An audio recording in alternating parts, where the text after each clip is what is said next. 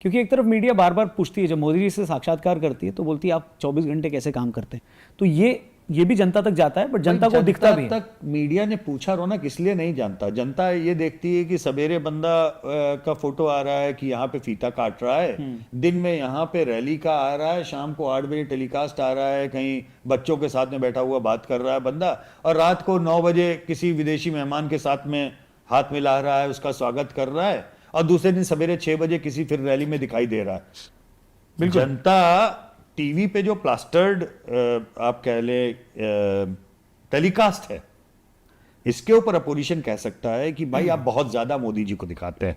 Media से कह सकता है, अगर मैं संपादक हूंगा तो मैं कहूंगा आप भी घूमिए, मैं भी दिखाता हूं।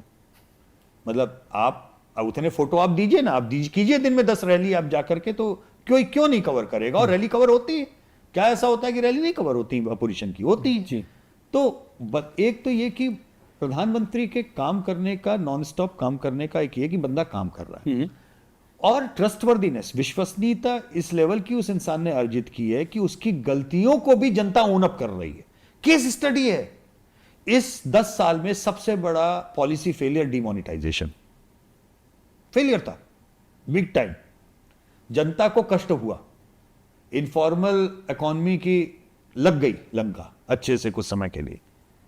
लोग लाइन में लगे एटीएम में, घंटों घंटों धूप में खड़े होकर बेहोश हो गए, न्यूज बन गई। जो बेहोश होने वाला इंसान है उसको खड़ा करके पूछो कि भाई साहब बहुत गलत किया, तकलीफ तो हुई है लेकिन गलत नहीं किया, नियत अच्छी थी। क्यों? लेकिन मैजिक क्या है? मैजिक ये कि हर मोहल्ले, देखो थोड़ा सा बड़ा विचित्र है, सोशलिज्म के जरिए नहीं, मैं सोशल साइंस के नजरिए से कहना चाहता हूं। क्योंकि दादा यही ऑपोजिशन को फ्रस्ट्रेट भी बहुत करता है कि भाई देखो बेरोजगारी है, देखो महंगाई है, तो क्या हुआ? अब डीमोनेटाइजेशन क्यों नहीं चढ़ा? जी देखो सीधी सी बात है, अब ये रिलेट कर सकते हो तुम, हम जितने लोग देख रहे हैं, जितने यहां बैठे हुए हैं, आप सब लोग रिलेट कर सकते हो इस चीज से, ठीक है।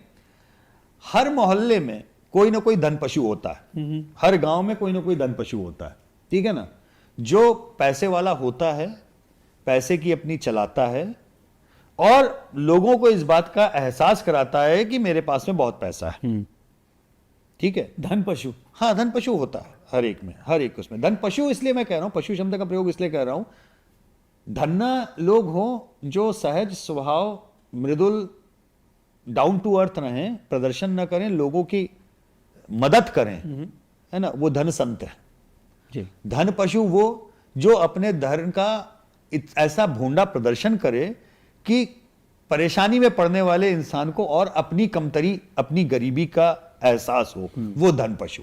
और मानो न मानो हर मोहल्ले, लोकेशन, गांव में धन पशु होते हैं जी। वो धन पशु, मेरे पास में केवल 5,000 10,000 रुपया था, मैं जाके बैंक में डाल आया, मेरे पास में इतना पैसा ही नहीं है कि अगर डिमोनेटाइजेशन हो जाए तो मेरे पास से कुछ चला जाएगा। लेकिन वो धन पशु जो घर में करोड़ों लेके बैठा है, लाखों लेके बैठा है, वो परेशान है कि मैं पैसे को अपने कैसे खपाऊं, और वो दुखी आके बोलता है, हालांकि उसमें भी उसका अहंकार होता है, पता है बड़ी मुश्किल से खपाया, हमारा 20 लाख का चूना लग गया, ठीक है ना। वो एक्चुअली अपनी ऐड बता रहा है कि देखो हमने इतना था कि हमारा 20 लाख का चूना लग गया जी।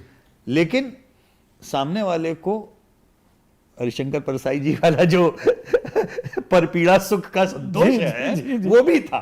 ये मैं गलत ढंग से वैसे नहीं कहना चाह रहा हूं, लेकिन लोगों के पास में जो ये इस तरीके के पैसे का एक लाइव एग्जाम्पल हर मोहल्ले में था, गांव में था, उसको लोगों ने परेशान होते देखा।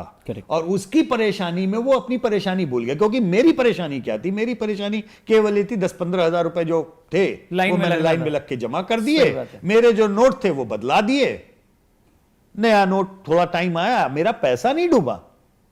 पैसा डूबा किसका? धन पशु का डूबा। तो उस सैडिस्टिक प्लेजर में, अगर आप बहुत उस तरीके से समझना चाहें, तो स्टैटिस्टिक प्लेजर में डिमोनेटाइजेशन के बाद का इलेक्शन भाजपा जीती। और आज भी लोग 10 में से 8 तुमको ये बोलेंगे कि गलत था लेकिन सही नियत से किया। तो नियत, जब कोई इंसान ऐसा सोशल कैपिटल कमा ले विश्वसनीयता का जी, तो आप केवल गाली देकर के आप उसको नीचे नहीं कर सकते। सही बात है।